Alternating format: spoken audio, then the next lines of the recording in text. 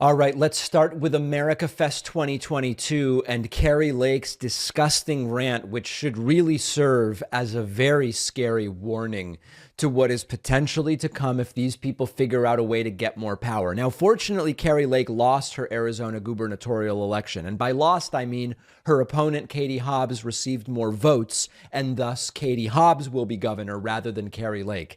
Some people seem to think that's crazy. But to me, it's logical. Katie Hobbs got more votes, so Katie Hobbs is the governor coming in rather than Kari Lake. Kari Lake lost, so she doesn't get to be the governor.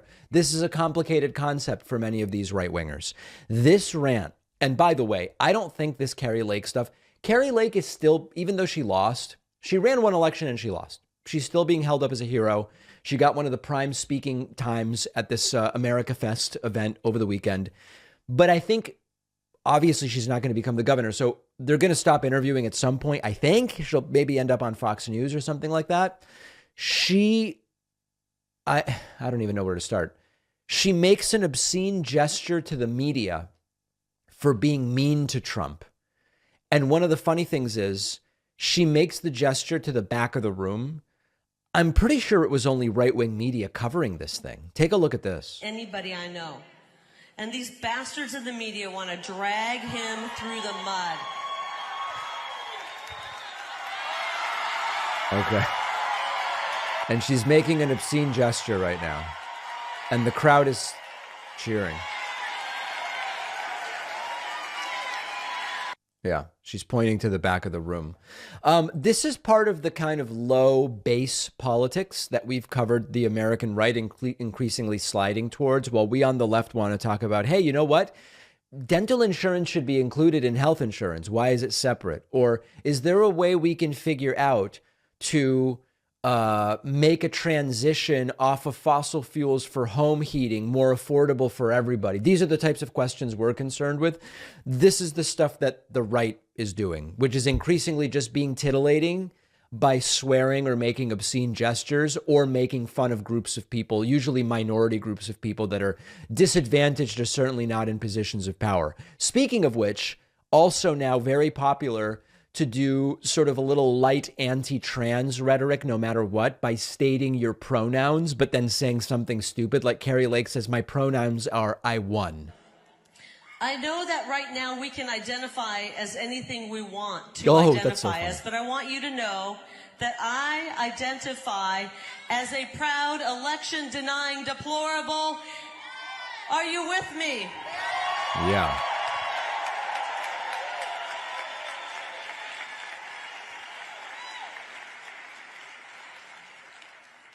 And my pronouns are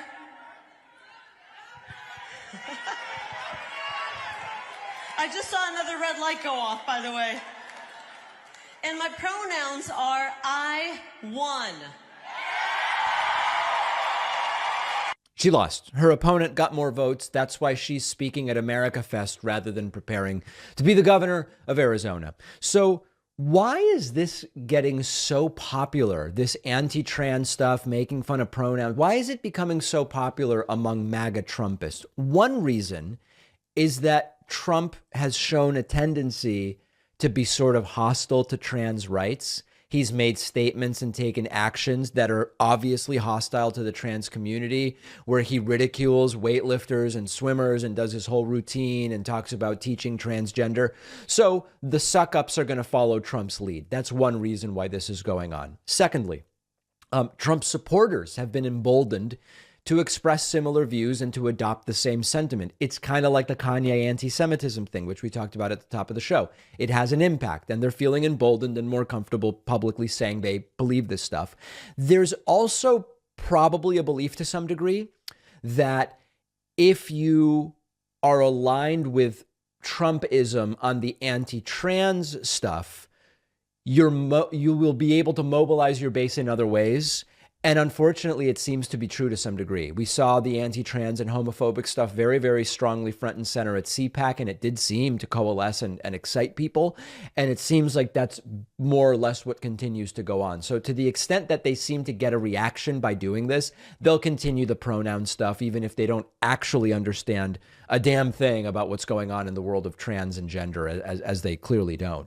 Kari Lake also focusing her ire on Dr. Fauci and calling him an elf.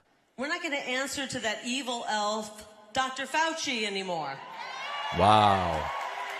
Are you with? Really powerful to speak out against a retiring 80-something-year-old doctor who spent 50 years helping people. Me on that? How strong she is. Let's lock that man up fast.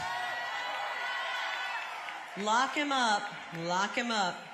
We don't need a big cell for that guy. Small one will do.